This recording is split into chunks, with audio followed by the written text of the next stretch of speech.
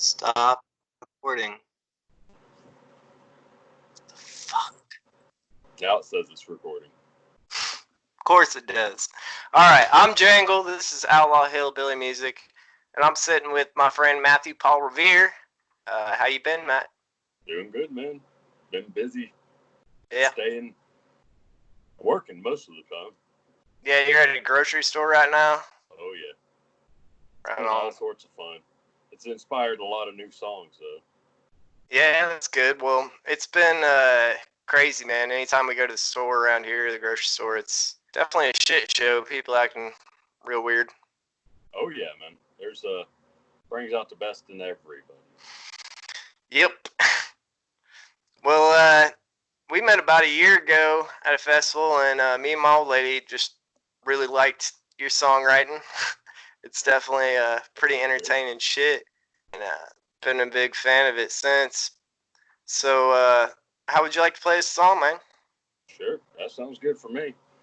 I've been doing a lot of drinking since I've been home a bunch, so figure I'll play a drinking song. Sounds good. This one's called Piss Drunk in Moderation. If I can remember it. Hell.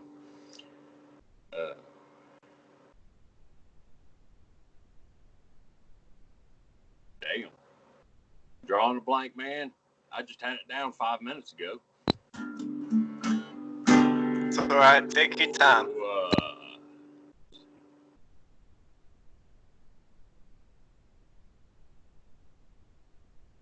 You know what? Let's play a different one. All right. Hey, man. I don't know if you wanna, but I really love that song, Selfish Will. You know what? That's what I was actually about to play. So that'll work. All right. This one's called My Selfish Will.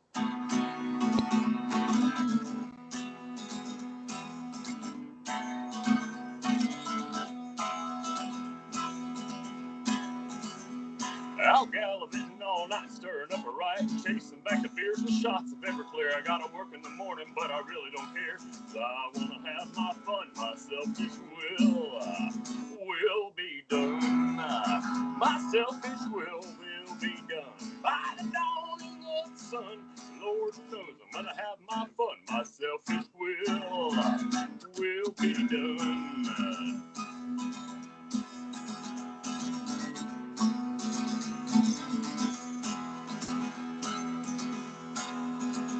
Well, my kids got a game or two, but I don't know what to do. Some things are just out of my power, cause that's right about when they start happy hour. Well, I would rather be in here where it's nice and cool than sweating in the sun. My selfish will be done. My selfish will be done. By the dawning of the sun, Lord knows I'm gonna have my fun. My selfish will be done.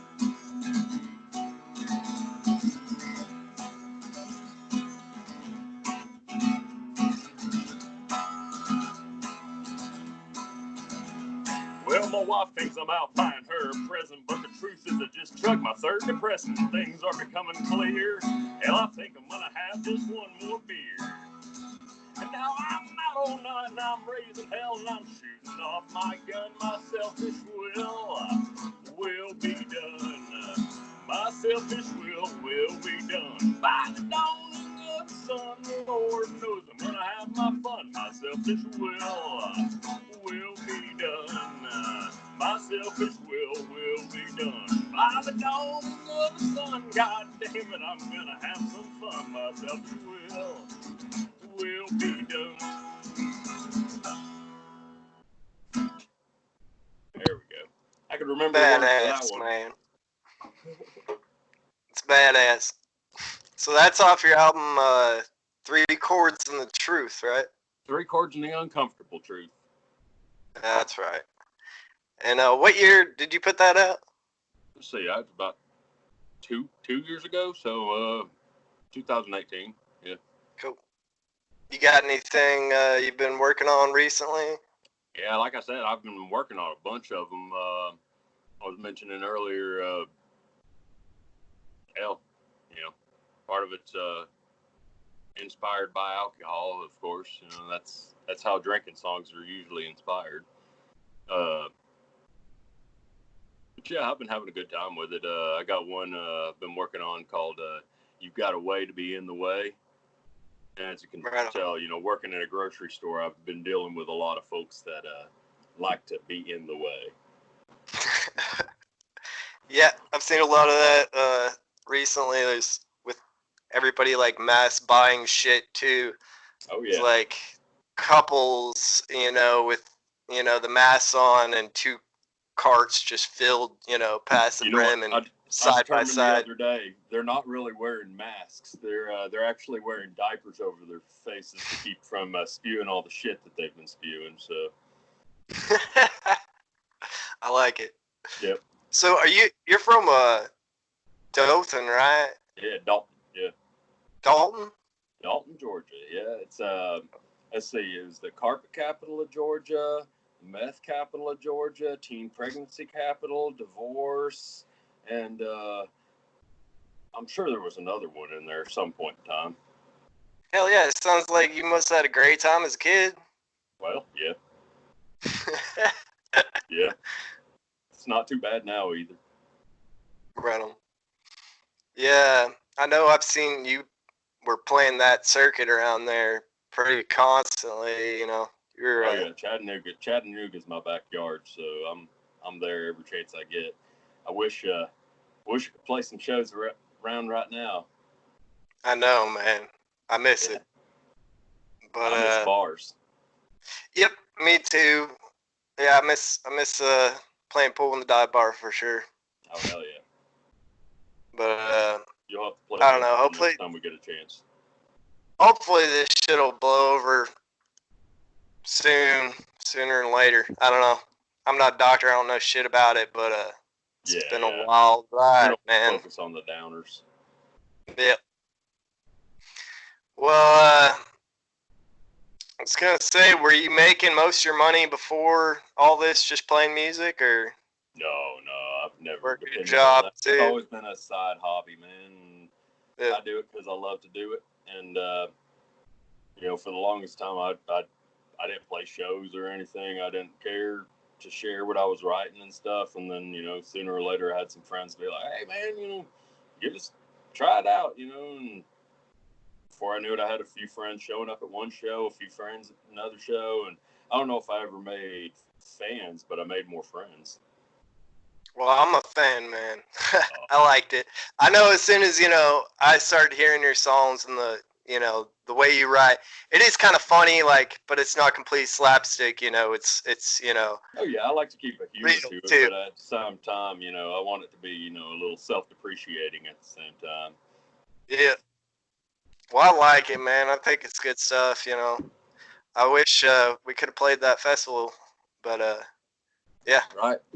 I understand why they're canceling, I guess. There'll be another one, man. Yeah, for sure. Hell yeah, we'll get all hippied out, and hell, I might even take my shirt off. Is that a rare occasion? I've got a good one tonight on for you. Show me your bush. Nice. Yep. Classy. Hell yeah. So, where did you record your album? Actually, a good buddy of mine, his name's Sweet George Brown. If you're not familiar with him, I'm going to send you a link, and you'll like him a lot. He's a talented writer, a talented singer, guitar player, yada, yada, yada. But he recorded me at his little studio he has in his basement in Ringgold, Georgia. Cool. Yeah. Yeah, I mean, we're trying to do the same thing. We got a little studio basement, and hopefully I'd like to do this, in person with a decent camera and have, good sound running through it, but that's probably down the road. A blue screen, make it look like we're relaxing on the beach with some margaritas. Nah, fuck that, man. I ain't gotta be all that fancy. I'll just have it in the living room or some shit, but... Do a blue screen of your living room, though. Yeah. Make it look like it's always clean. So, how'd you first get into classic country? I mean, is it something you were always playing? My first love as a child was Elvis, and I liked pretty much everything Elvis ever did. And It was weird for my folks. They were both hippies. They loved the Moody Blues, Janis Joplin. I love all that stuff. I love James Taylor. But yeah, just I grew a lot on the rockabilly kind of stuff, and loved Johnny Cash from an early age, and Jerry Lee Lewis, and all those guys, and it just kind of developed into what I play now. I mean, I Yeah. played funk music for several years. Had a blast doing that. But That's funny. The last two guys I've talked to, you know, both started out in punk. I was really big into punk too when I was a teenager. So it's kind it of funny seemed to that. be the more popular thing. I don't think anybody I knew when I was a teenager played country, at least, or not Yeah. anything like what I play. And I tried to start a rockabilly band when I was like 18, and nothing really came through. And so I just kind of went off on my solo thing for a while. Right on. Are you still playing with that lead guitar player that you played at Yeah, last time? Marvin. Yeah, Marvin's a good buddy of mine, man. I wish he'd been able to join me tonight, but he lives about an hour and a half from me. Yeah, well, maybe next time. But He's a what's talented his fella. what's his Marvin name? Strum. Strum. Okay, Yep. cool. Yeah, he is a technical player. He was great. Oh man, I've never seen somebody play that well, other than Chad Atkins. Yeah. I Well, how long do you think we're gonna have to wait for another album, man? hope not too long. I've been working on it. I got a couple of my new ones that I've put on there. I've got a lot of storytelling songs that stories I've gotten from over the years, and found a way to change them into a song. So I think it'll be called something like Tales from the Trails, something like that. Cool. Right on, man. Well, I hope this shit gets over with soon so we can fucking hang out again and do some picking, man. You'll have to come up here sometime and play a show with us. Sounds good as hell. Well, you want to play us another song, man? Sure. What you got in mind? What you got any requests for me? Shit, man. I'll listen to whatever you want to play. I picked the last one. You can pick one. I'll tell you what. I'm gonna go ahead and play this one called "Waterhouse's Waterloo." If I can remember all the words to it. It's about a true story about a man that lived not far from where I live in Cohutta, Georgia. And one day he was out in the mountains and he was looking for a bite to eat. And he stumbled across this cave and he decided to go deep down in it. And what he found was one more hell of a tree.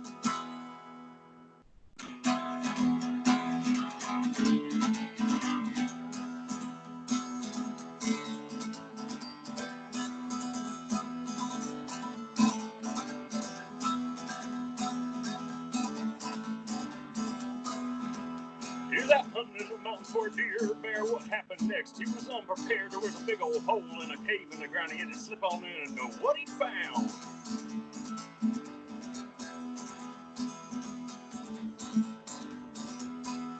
Well, he kept crawling on through for an hour or two, and before it came across through this big old stack of scarlet bars. Take fuses to prove his fine. Well, old Waterhouse found all that gold, but he never found it again before he got too old. Was he telling the truth, or was it really a sham? I guess we'll never see those gold bars again.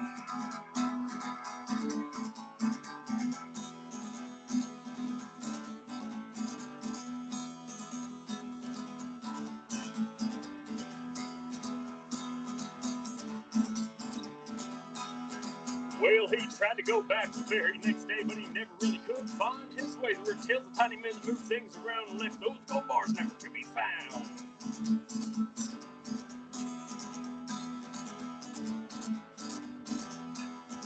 Well, he ended up spending all his wealth. He lost his family and he lost his health. That old man had nothing left to lose, and that's how it became his Waterloo.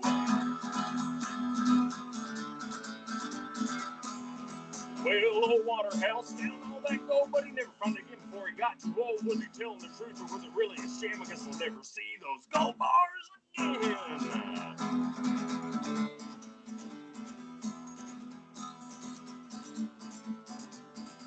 Well, I sat around thinking about it for a while. And I decided that I was going to go out and I was going to find that gold one way or another. Well, I watched Indiana Jones too many times, so I'm going after treasure no one else can find. I'm going to show you a big pickaxe, and I'm going to find a rubber never coming back.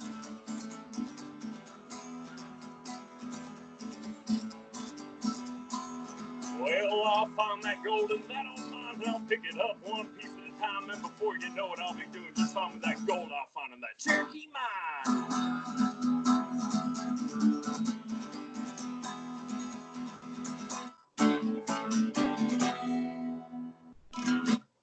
Woo! Nice, man. I don't think I heard that one before. Hmm? I don't think I've heard that one before. Yeah, it's Waterhouse's Waterloo. It's a newer one. It's a true story though.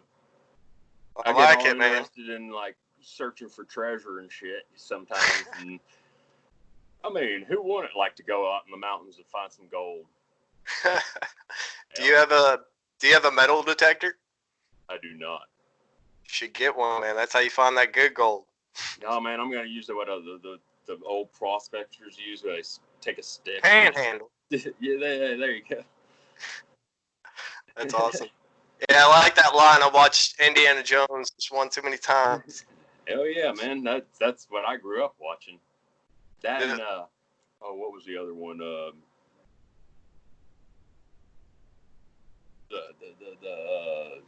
Stone one, the Romancing the Stone. I don't think You ever I've seen that it. shit? Mm-mm. Watch that. It's like what Indiana Jones wanted to be, and then got a little bit better then. Right on. Yeah, it was pre-Indiana Jones. So Yeah, I think I've heard of it. Maybe it's about Romancing treasure the hunt. Stone. Yeah, it's about searching for. Well, they discover like gold. And I don't want to spoil it for you. All right. It's got that classic '80s soundtrack to it too, so you know you can just really get into it. Yeah, you can't go wrong with that. Right? Right on, man. Hey, I really appreciate you taking the time, man. I appreciate you. I'll try and I'll put links to all your stuff down below the video. But